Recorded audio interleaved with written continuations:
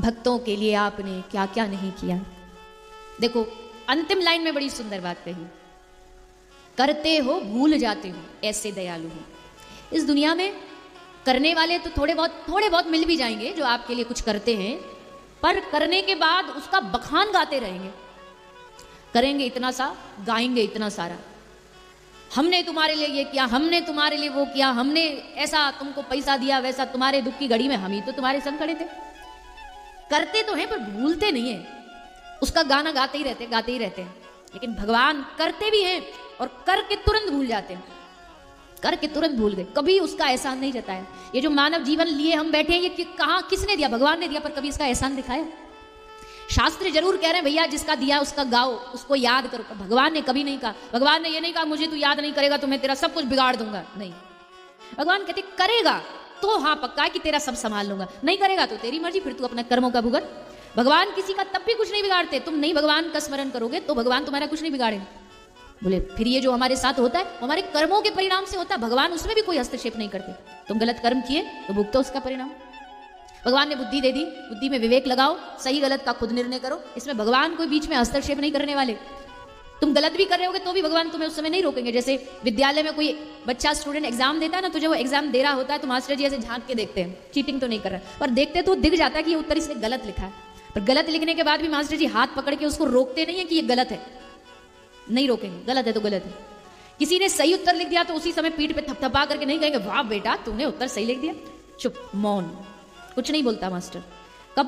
कब बोलने की बारी आती है मास्टर जी की? जब वो पेन हाथ में लेके चेक करते हैं, तब फिर काटा, नंबर दिया, तब उनका काम। तो भगवान भी बस चुप रह के देख रहे हैं सबका, कुछ बोलते नहीं, कुछ गलत भी नहीं करते किसी के साथ। तुम्हारा अपना कर्म है, तुम गलत करोगे तो तुम्हारा भुगतान खुद को ही करना पड़ेगा। ये जो अक्सर हम लोग भगवान को दोष देते रहते हैं, देवी देवताओं को दोष देते रहते हैं, ग्रहों को दोष देते रहते हैं, असल बात तो यह है कि दोष किसी का नहीं है। दुनिया को उंगली दिखा तेरे कारण, उसके कारण, ये सब उसके और उसके कारण, ये इसके कारण, अपने खुद के कारण, अपने खुद के कर्मों के कारण। तो जब कुछ गलत होता है यहां तक मत भागो खोजने, ब्लेम कहते हैं ना, अपना किसी के ऊपर डालने के लिए, उसको अंग्रेजी में ब्लेम कहते हैं। तो ब्लेम किसी को मत, अपने आप को, हाँ मेरे कारण ये हुआ। तो भगवान किसी का बुरा नहीं करते, करते हैं भूल जाते हैं, ऐसे दयालु है कौन जिस पे आपने कृपा नहीं की हो? कौन है दुनिया में जिस पे भगवान की कृपा से जो अछूता रह गया? कोई नहीं। कोई लाख चिल्ला के भी कहे ना मैं नहीं मानता भगवान को, तो भी तू जिस वाणी से बोल रहा है ना, ये कंठ देने वाला भी भगवान है। तू कितना भी ढिंडोरा पीट ले कि मैं भगवान को नहीं मानता, मैं कथावधा को नहीं मानता, लेकिन ये सब देने वाले भी भगवान। मैं कह रहा है ना जो तू जिस आत्मा को, वो मैं भी भगवान ही है।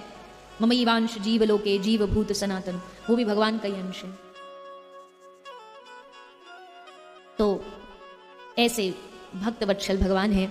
इन्हीं भक्तवत्सल भगवान की एक और भक्तवत्सलता की कथा सुखदेव जी सुना रहे। राजा परीक्षित ने प्रश्न किया, महाराज आप जानते हो आज 7वां दिन है, मेरा अंतिम दिन है, आपने इन 7 दिनों में मुझे बड़ी प्यारी प्यारी सुंदर सुंदर कथाएं सुनाई हैं, भगवान की लीला सुनाई, बाल लीला, मथुरा लीला, द्वारिका लीला, लेकिन अब मैं एक ऐसी कथा सुनना चाह रहा हूं जो भगवान की किसी मित्र की कथा हो। मित्र भी और भक्त भी, ये कॉम्बिनेशन दोनों चीजों का एक में हो। तब सुखदेव जी ने एक ब्राह्मण की कथा सुनाई। कौन ब्राह्मण? सुदामा ब्राह्मण, एक भगवान का बड़ा ही सीधा सरल भक्त, सखा। सुदामा महर्षि संदीपनी के आश्रम में, गुरुकुल में जा रहे थे, रास्ते में कांटा पांव में लग गया। कांटा लगा तो बैठ करके उस कांटे को निकालने लगे, कांटा नहीं निकल रहा, बैठ गए। तभी एक रथ आकर के सुदामा के पास रुका। ये रथ किसका था? मथुरा के राजकुमार श्री कृष्ण का। भगवान रथ से नीचे उतरे, देखा ब्राह्मण है, गले में कंठी है, माथे पर चंदन, जनेऊ, प्रणाम किया। भैया तू यहां कैसे बैठा है? सुदामा ने कहा कि पांव में कांटा चुभ गया है, प्रयास कर रहा हूं निकालने का पर निकल नहीं रहा। भगवान ने कहा मैं निकाल देता हूं। सुदामा ने कहा नहीं भैया, तुम दिखने में लगते हो कोई राजसी परिवार से हो, राजा के पुत्र पुत्रादि हो, मैं कहाँ गरीब ब्राह्मण, तुम मेरे पांव को हाथ लगाओ, ये मुझे अच्छा नहीं लगेगा। भगवान ने कहा अरे ऐसे कैसे, अच्छा चलो ठीक है, राजा का बेटा किसी के पांव का कांटा नहीं निकाल सकता, पर एक यार तो दूसरे यार के कांटे को निकाल सकता है, एक मित्र तो दूसरे मित्र के पांव को छू सकता है। ला आज से मैं तेरा मित्र, कह के भगवान ने सुदामा की तरफ मित्रता का हाथ बढ़ाया, दोस्ती का हाथ बढ़ाया और लेकर के पांव से कांटा निकाला। दुनिया में कांटा चुभाने वाले बहुत मिल जाएंगे आपको, दुनिया में एक से बढ़कर एक इंसान है जो कांटा चुभाएगा, लेकिन कांटा निकालने वाले अगर इस दुनिया में कोई है तो एकमात्र श्री हरि है। सबके दुनिया के कांटों को निकालने वाले वही। निकाल दिया कांटा, अपने रथ में बिठा के आश्रम ले गए, गुरुकुल ले गए। वहां दोनों की मित्रता शुरू हुई। और कैसी मित्रता, ऐसी मित्रता कि जिस दिन सुदामा पाठ भूल जाते, पाठ याद नहीं हुआ, भूल गए, तो श्री कृष्ण भी जिनकी एक वाणी से वेद प्रकट होते वो भी गुरुजी के सामने कहते गुरुजी पाठ भूल गए, क्योंकि प्रभु को पता था हम ये सुदामा पाठ भूला, इसको दंड मिलेगा, तो हम भी भूल जाते ताकि इसके साथ हम भी इसका संग करें। गुरुजी ने कहा जाओ, दोनों जाकर के यज्ञ की समीधा लेकर के, उस समीधा लेने श्री कृष्ण सुदामा गए। वहां एक लीला हुई, वो आप सब जानते ही हैं, भागवत में उसका वर्णन नहीं, पर ऐसे सब बताते कि सुदामा ने चने खा लिए भगवान ने, पर मुझे ऐसा लगता नहीं कि ऐसा हुआ होगा, क्योंकि भगवान लीला तो हुई होगी, मैं लीला के उसमें किसी ना किसी शास्त्र के द्वारा प्रेरित है तो मैं मना नहीं कर सकती, पर ये कहना कि भगवान ने कहा तूने मेरे चना खा लिया तो जा आज से तू दरिद्र, ऐसा भगवान नहीं कर सकते। ये भगवान का स्वभाव नहीं है, ये मानव का स्वभाव है। तूने मेरा काम, मैं ये नहीं। प्रारब्ध था सुदामा का, धन ना होना ये उसका अपना प्रारब्ध था। इसमें भगवान ने कोई हाँ रुष्ट हुए कि तूने मेरे साथ ऐसा कर दिया कि चना खा लिया, पर यारी में तो मित्रता में तो चलता है ना। तो श्री सुदामा और कृष्ण की वो पड़ी पक्की मित्रता धीरे धीरे गुरुकुल की जो अवधि है वो समाप्त हो गई। विदा दोनों हुए, कृष्ण मथुरा चले गए, सुदामा अपने वृंदापुर गुजरात आ गए, आजकल जिसको पोरबंदर कहते हैं। सुदामा जी के गांव का नाम उस समय वृंदापुर था। नागरी वंश के ब्राह्मण हैं, पिता आत्मदेव, कुछ शास्त्र कहते सुदामा जी के पिताजी का नाम धरणीधर था, पत्नी का नाम सुशीला, प्यारे प्यारे 2 बच्चे हैं। परिवार सुदामा का, पर सुदामा ने कभी नहीं सोचा मेरा, भगवान का परिवार समझ के पालन पोषण करते।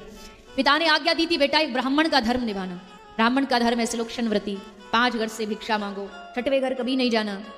सुदामा जी उसी हिसाब से जीवन जीते। पहले घर गए, द्वार खटखटाया। जब समय खराब होता है ना तो सबके द्वार बंद हो जाते हैं। जैसे दरवाजा खटखटाया, उस महिला ने देखा सुदामा है, बंद कर दिया। दूसरे घर गए, दरवाजा खटखटाया, वो गाली देती बाहर आई, शर्म नहीं आती, हट्टा खट्टा है, कुछ कमा नहीं सकता, जा यहां से, रोज आ जाता है।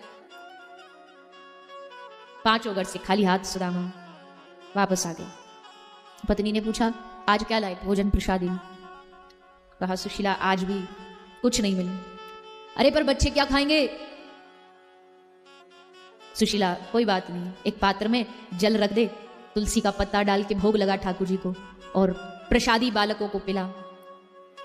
सुशीला ने एक पात्र में जल रख करके उसमें तुलसी पत्र डाल करके बालकों को पिला दिया। सुशीला ने भी कभी विरोध नहीं किया सुदामा जी का। हाँ, एक स्त्री भाव में रहता है कि बाल बच्चों को अच्छा जीवन मिल जाए, पर सुशीला ने कभी सुदामा जी को तंग किया हो, परेशान किया हो धन के लिए, ऐसा नहीं, सहयोग दिया भक्ति में।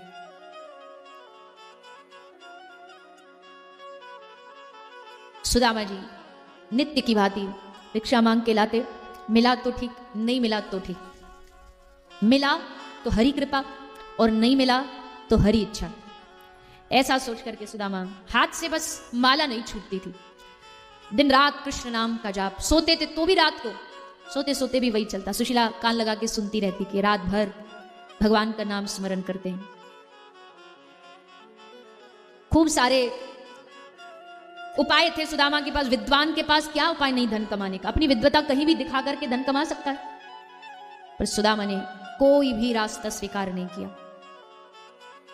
एक दिन सुशीला ने कहा हे स्वामी, आपने तो कभी बताया नहीं मुझे, पर मैंने सुना है कि द्वारिकाधीश आपके मित्र हैं, क्या ये सही है? तो एकदम याद आ गई सुदामा को, कैसे बचपन में हम खेलते कूदते, पाठ पढ़ते, भाग जाते विद्यालय से। हाँ सुशीला, मैं द्वारिकाधीश का बचपन का मित्र हूं। अरे तो स्वामी आपने बात आज तक छुपा के रखी। किसी का मित्र देश का प्रधानमंत्री हो तो 10 जगह बताएगा, फलाने फलाने वो हमारे ऐसे। क्यों?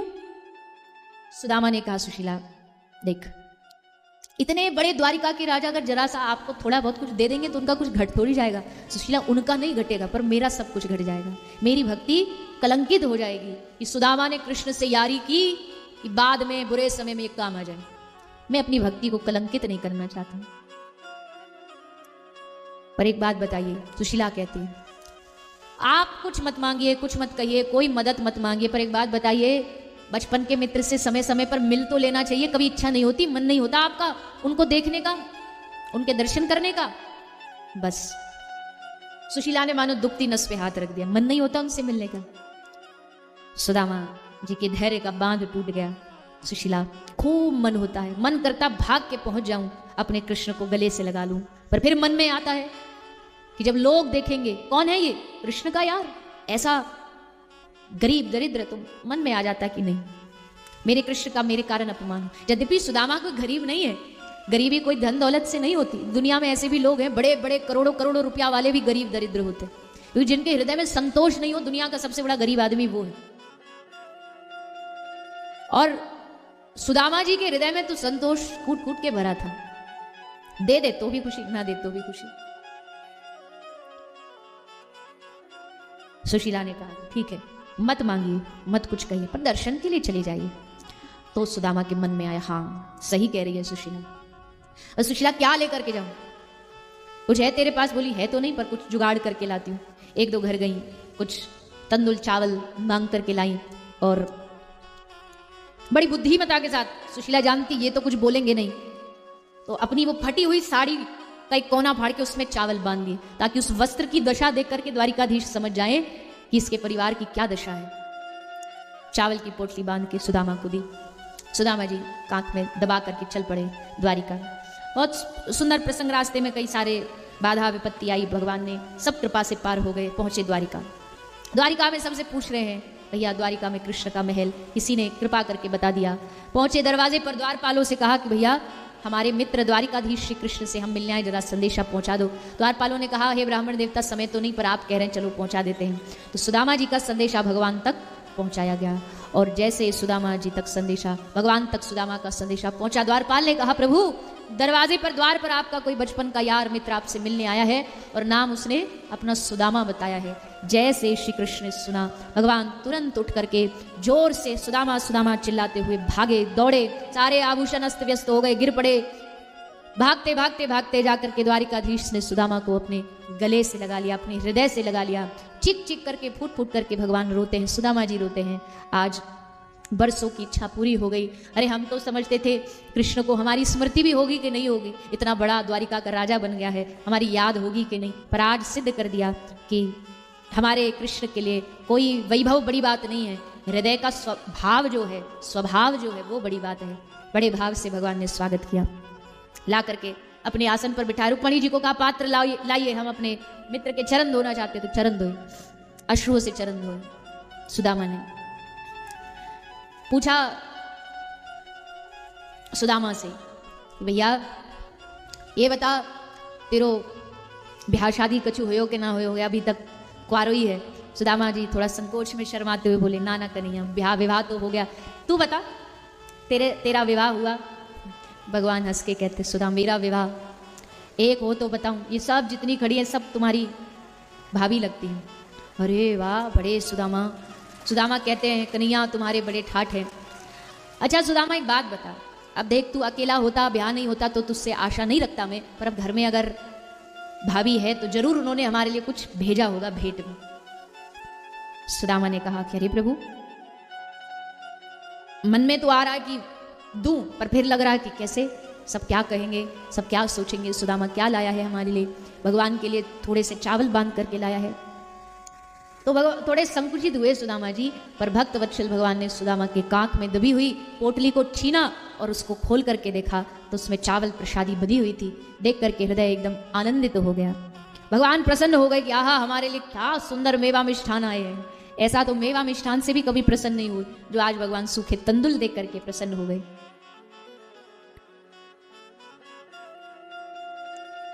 तो भगवान ने प्रसाद पाया, और प्रसाद पा करके सुदामा को मन ही मन उस तंदुल के बदले सब कुछ दे दिया, सब कुछ प्रदान कर दिया। सुदामा जी उस तंदुल को भगवान को अर्पित करते हैं। एक दिन तक श्री सुदामा जी का वहां वास होता है।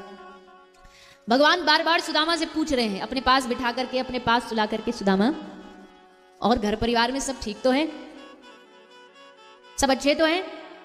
भगवान चाह रहे कि ये मुंह से बोले कुछ, पर धन्य है सुदामा जी महाराज, अपनी भक्ति का मोल नहीं करूंगा, कुछ भी हो जाए। हाँ हाँ कन्हैया, सब कृपा है तुम्हारी। भक्त का जीवन ऐसे ही होता है, कितने भी दुख संकट में आप उसे पूछो कैसे हो, अरे भगवान की बड़ी कृपा, मौज है। यही भक्त का लक्षण है। तो ऐसे भक्त वत्सल भगवान सुदामा का स्वागत करते। ऐसा स्वागत इतिहास में आज तक द्वारिका में किसी का नहीं हुआ जो सुदामा का हुआ। ब्रह्मा जी भी आते तो द्वारपाल कहते 2 घंटे लगेंगे, बैठ जाओ, अभी भगवान मिल नहीं सकते। सबको घंटे घंटे भर बिठा करके इंतजार करना पड़ता, पर सुदामा एक अकेला भक्त है। भगवान सब कुछ छोड़ करके उसके पीछे पीछे दौड़े हैं, भागे उसके स्वागत के। निर्धन सुदामा था बड़ा, उपहार लेकर था खड़ा, पर वैभव तुम्हारा देखकर घबरा गया, संकोच में आ गया, कैसे इतना वैभव और क्या चावल। लेकिन भूखे से तुम खाने लगे, तंदुल की गठरी छीन कर जैसे कोई बरसों का भूखा खाता। ऐसे भगवान वैकुंठ के सुख को छोड़ के भक्तों के पीछे पीछे भागते हैं। ये भगवान का स्वभाव है, इसको जानो। प्रभाव जान के भगवान से प्यार करोगे ना तो कुछ समय करोगे, फिर दूसरा भगवान अच्छा लग जाएगा, फिर वहां शिफ्ट हो जाओगे। पर स्वभाव देख के प्रेम करोगे ना भगवान से तो फिर छोड़ नहीं पाओगे उनकी शरण। ऐसे हैं भगवान, तब मन करेगा ऐसे कृपालु दयालु भगवान के शरण में तो हमको भी जाना चाहिए। भागवत भगवान के प्रभाव की कथा नहीं है, भागवत भगवान के स्वभाव की कथा। प्रभाव कुछ दिनों तक रहता, पर स्वभाव हमेशा। तो सुदामा आए वापस गांव, वहां के क्या देखा, झोपड़ी तो टूटी पड़ी है, और जो वो नहीं देती थी ना भिक्षा, माधुकरी, वो सब आरती की थाली लेके सुदामा जी के स्वागत में खड़ी थी। जब भगवान कृपा होती है ना, सबरी दुनिया पीछे लग जाती है। जब तक बिका न था, कोई पूछता न था, पर तूने खरीद कर मुझे अनमोल कर दिया। जब भगवान हाथ रख देते ना जिसपे, उसका फिर सिक्का चल जाता है। तभी तो हम जैसे खोटे सिक्के भी चल जाते हैं, क्योंकि वो थाम लेता ना कि हाँ मैं हूं। तो सब आरती की थाली लेके खड़ी हो गई। सुदामा जी ने सबका स्वागत स्वीकार किया, पर सुदामा ने सोचा कि नहीं, हमारा जीवन अगर उसी दरिद्रता में हुआ जिसमें हमारा भजन में बड़ा मन लगता, हम वही ऐसे ही रहेंगे, वैसे ही भजन करेंगे, वैसे ही झोपड़ी बनाकर उसमें भजन करके सुदामा जी ने भगवान को प्राप्त किया।